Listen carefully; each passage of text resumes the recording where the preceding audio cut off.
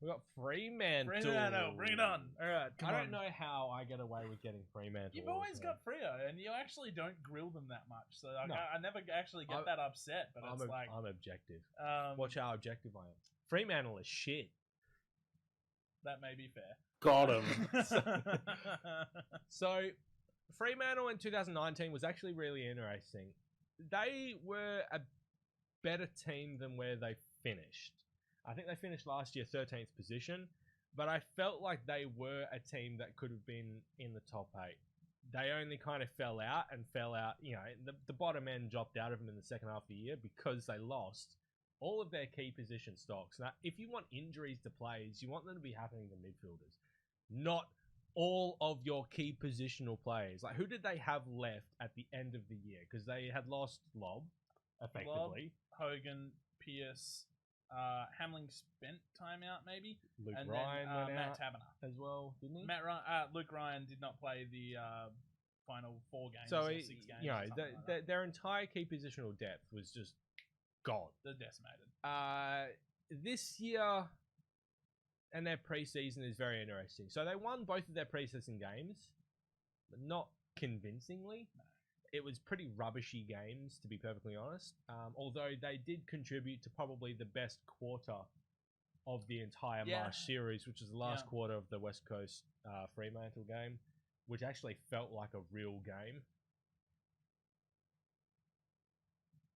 But they come into round 1.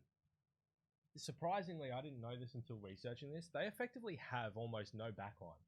Yeah, no, they're down to the bare bones. And the bare bones will actually still be kind of serviceable. It's not going to be the worst It'll be backline okay. Griffin Logue, I think, will be serviceable to carry the load until I think he's going to be very good when those key guys come back. But they don't have Nathan off Wilson until probably about round 5. Yep. Hamling's not going to come back until the second half of the year. Alex Pierce is early rounds. Is probably about round 3. So I there's think 3 spots in your backline. Those are three of your best 6 defenders. Stephen Hill is also injured, who was predicted to play like a half-back flank. I reckon he probably would have been better serviced on the wing. I reckon probably would have been better serviced maybe at Pil Thunder, to be honest. I'm not a big Stephen Hill fan. No. I like Stephen Hill, but he's just never on the park. And it's really interesting when people discuss Stephen Hill saying, oh, he had quad problems last year. Stephen Hill has had quad problems for his entire career. His entire career. He's never gotten on top of it. Well, he's not getting. Fremantle's strength and conditioning is a massive problem. I reckon it's the worst in the league. I don't know how it just does this year after year. I don't know what their plans are to change. But anyway, forward, Fremantle, they've lost a lot of players through the off-season. They've lost Hayden Ballantyne, which, don't get me wrong, it's not a big loss in terms of what he offers as a player now, but his leadership will be missed. Probably. Maybe. Harley Bennell, sure. Yeah, whatever. Never played the game anyway. I mean, played 2 games in 4 years. Kirsten's gone, which would have been okay had he actually dedicated himself to the game while he was not there. going to miss him. Nyhouse, not going to miss him. Sandilands is a big loss in terms of leadership, not in terms of player anymore, because he was a bit of a shell of his former self, but his leadership and his presence around the club is going to be sorely missed. The 2 big ones for me are Brad Hill and Ed Langdon. Now, don't get me wrong, Langdon is a bit of a butcher of the ball, and Hill can be at times, but Hill's kicking efficiency is generally pretty good. But that's your 2 outside runners of a midfield that's quite young. I don't know where they replace that outside run. That's really tough. I'm going to say missing Hill. Like, Hill will be missed sorely. I think you lose a player of that quality, it's hard to regain. Ed Langdon, to me, I mean, you said he butchered the ball. I'm going to stick with that point a lot. I never valued Ed Langdon that much as a Freo fan. But he's a link-up player. I didn't care. You take out a link-up player. What are you linking up to if you're continuously kicking it out on the ball? Yeah, but if you you're don't just linking up to the opposition. If you don't have that link-up player anymore, you don't exit your defence at all. I think they've done enough, particularly in the back flank, the back line. These aren't exactly new acquisitions, but I feel like Luke Ryan fills that void a lot. They're gonna, and actually the new acquisitions they have, will fill that void. Like Aish and so Akers they have brought healthy. in Akers, Aish. Well, that's probably the 2 big names that they've brought in from outside. Yeah. Young, I think, will be okay. Oh, well, they've had 3 top 10 draft picks. It's 3 a long consecutive road, but it's a top void 10 that draft should picks. help a little bit.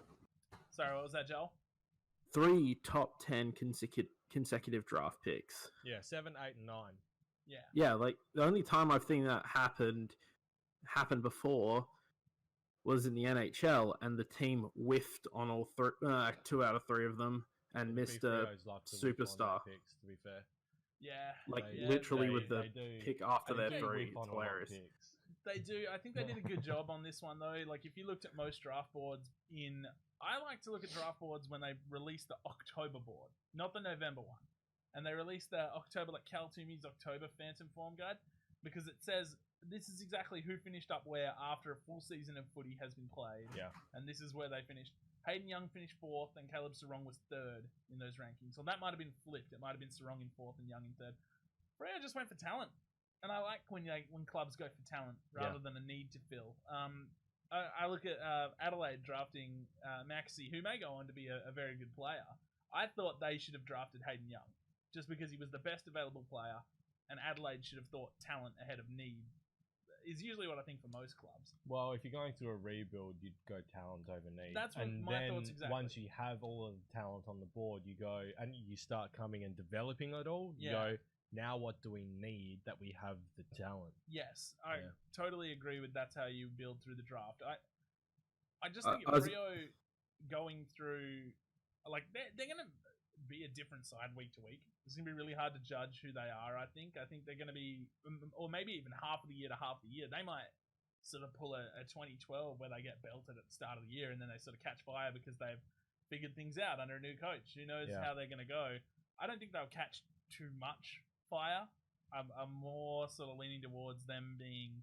I had Freo finishing 10th, I think. Just because the quality is sort of still there if you look at a lot of their players that are in the right age bracket to succeed. Like Rory Lobb, obviously they still have Nat Fyfe and Michael Walters, but then you look at Rory Lobb's 25. I think Matt Taberner, who if they can get enough games out of him, can at least be a big body. Yeah. And then you start looking at Luke Ryan, and that they have enough quality around the traps to make me think they'll finish 10th. They're not going to play finals for me. I don't think so. Interesting. So I've got them. I've got them on my personal list, finishing 7th. I actually had them a few weeks ago, finishing top 4. Wow, this is Just- awesome. I love Just this. because, specifically for the West Australian teams, the draw is everything.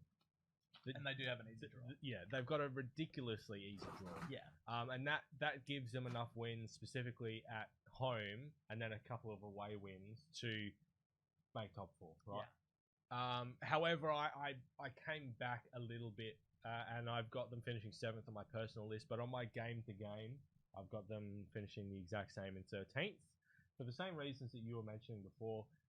New coach, new game style. Teething problems. Yeah, teething problems in the start of the year. Second half of the year should be a bit stronger, but they won't, it won't all come together until probably next year, I think. Yeah, I think that's fair. I think there's a quiet confidence within the walls of Freo, but confidence can only take you so far. Joel, your assessment on my Dockers. Oh, you know what? I honestly think I'm a bit in the middle of you two. Like, I think I'm going to say like 10th to 9-10 or something like that. I think they're actually going to be surprisingly good, but, still missing a couple pieces. Like, Nat Fyfe, I think, helps a long way. He plays another full year. He's got another Brownlow around. Oh, yeah, That's no. crazy.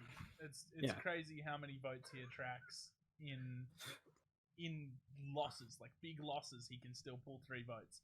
That's the difference between, say, him and I know that we'll get to this guy eventually, but like a Tom Mitchell who's going to pull in a bunch of possessions. I don't think he's going to poll well in big losses or any loss, really. Like, even though he may pull in a ton of possessions. I don't know the past on that, though. I say that without actually having researched if he polled well in losses. I'm fairly confident he polled well in 17 when he won the Brownlow. To be fair, usually they tend Hawthorn did finish in 4th place. That's my point exactly. So I'd actually have to go back and but look I'm at pretty that sure before I that make a claim Hawthorn on finished that, in but 4th place with something like 14 wins, 13 wins, something like that. It wasn't. They didn't have. I wasn't convincing. They an climbed in outstanding. late. Yeah. Yeah. But anyways, yeah. So that's where I'm going to go with the Dockers. I'm going to sit 10th and a third Brownlow for Nat 5, which Yeah. would make me pretty happy. Well, I mean, as long as I'd be more Fife happy plays, with your prediction though. if Fife plays a full year, I'll back him in every time.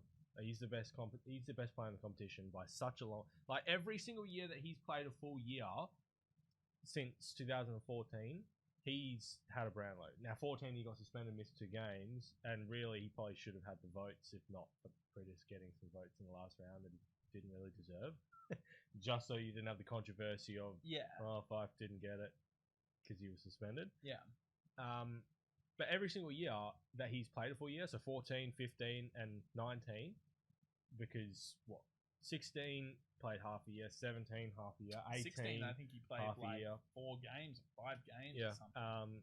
He's been the very clear best player of the competition. So he steps on the field with other superstars that we think are in the same category, and he's still head and shoulders above. And they're just not. Yeah. I agree. I wholeheartedly agree. Yeah.